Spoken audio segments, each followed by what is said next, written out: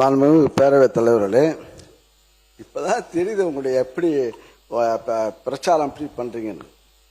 இப்பவே மாண்புமிகு சாமி அமைச்சர் இந்து சமய அமைச்சர் சாமி அவர்கள் அப்படி கட்டா விடுறாரு. அது உண்மையே பொய்யான்னு தெரியல.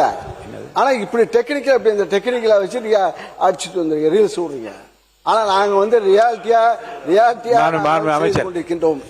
அமைச்சர் பேரவைத் தலைவர் அவர்களே, அந்த டெக்னிக்கை இப்போ 10 நிமிஷம் மட்டும் தான் அண்ணன் கிட்ட கத்துக்கிட்டேன். 10:29 நம்ம ஆரம்பிச்சோம். நல்ல சுவையான குறுக்கீடுகளும் தேவையற்ற குறுக்கீடு ரெண்டும் இருந்தது. சுருக்கமா நன்றி கூறி சப்ஜெக்டுக்கா இல்லைங்க. ஆக இப்போ ஏன்னா இப்ப சேமிப்பு கிடங்குகளை பொறுத்தவரையில் இப்போ இன்னைக்கு நேற்றையோட பாட்டாளி மக்கள் கட்சி தலைவி அன்புமணி ராமதாஸ் அவர்கள் அறிக்கை விட்டிருக்கார். 10 லட்சம் காவேரி டெல்டா பகுதியிலே நெல் மூட்டைகள் தேங்கி இருக்கிறது. 10 லட்சம் மூட்டைகள் அங்கே இருக்கிறது. வெகு விரைவில் மழை இருக்கிறது. எல்லாம் ஓப்பன் குடோன்ல அடுக்கி இருக்கிறது. அங்கே நெல் ஒவ்வொரு பர்ச்சேஸ் சென்டர்லயும் நெல் இருக்கிறது. ஆக கடந்த ஆட்சியில் அங்கே இருக்கும்போது நானும் சக்கரபாணி அவர்களும் இந்த ஸ்பாட்டுக்கு போனோம். எங்களுடைய துணை முதலமைச்சர் இந்த மரியாதைக்குரிய எதிர்கட்சி தலைவர் அவர் ஆய்வு திடீர் நாங்கள் தஞ்சை சென்று இரவு நாங்கள் அங்கே போய் உடனே கேள்விப்பட்ட மழை அடாத மழை வந்த போது நாங்கள் வேகன்ல அனுப்பி வச்சோம். உடனே கூட மழை திடீர்னு மழை வந்த காரணத்தால் அப்போது துணை முதலமைச்சர் அந்த மரியாதைக்குரிய எதிர்கட்சி தலைவர் அவர்கள் தஞ்சை சென்று அங்கு ஆய்வு செய்து உடனுக்குள்ள மாற்று ஏற்பாடு செய்து அந்த மூட்டைகளை உடனுக்குடன் நாங்கள் மாற்றி அமைத்து வைத்தோம். அத்தகைய ஒரு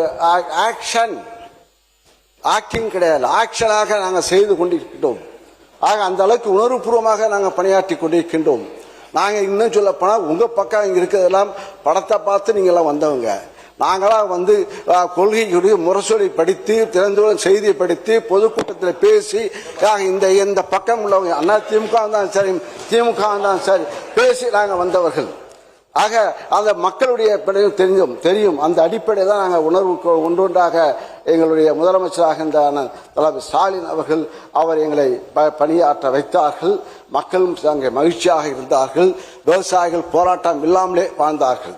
ஆக அத்தகைய நாங்கள் பட்ஜெட் போட்டு மக்களுடைய கருத்துக்களை வாங்கி நாங்கள் பட்ஜெட்டாக அறிவித்தோம். ஆக மேலே இப்ப நீங்க அறிவித்த நிதி ஒதுக்கீடு பார்த்தா வேளாண் பட்ஜெட்டுக்கு கிட்டத்தட்ட வேளாண்மை துறைக்கு 15 எங்களுடைய ஆட்சியில நிதி ஒதுக்கீடு செய்யப்பட்டது 15,230 கோடி. உங்களுடைய ஆட்சியில உருவாக்கியது 14,955 கோடி. 275 கோடி இப்போது குறைவாக நிதி ஒதுக்கீடு செய்யப்பட்டிருக்கிறது இந்த துறைக்கு.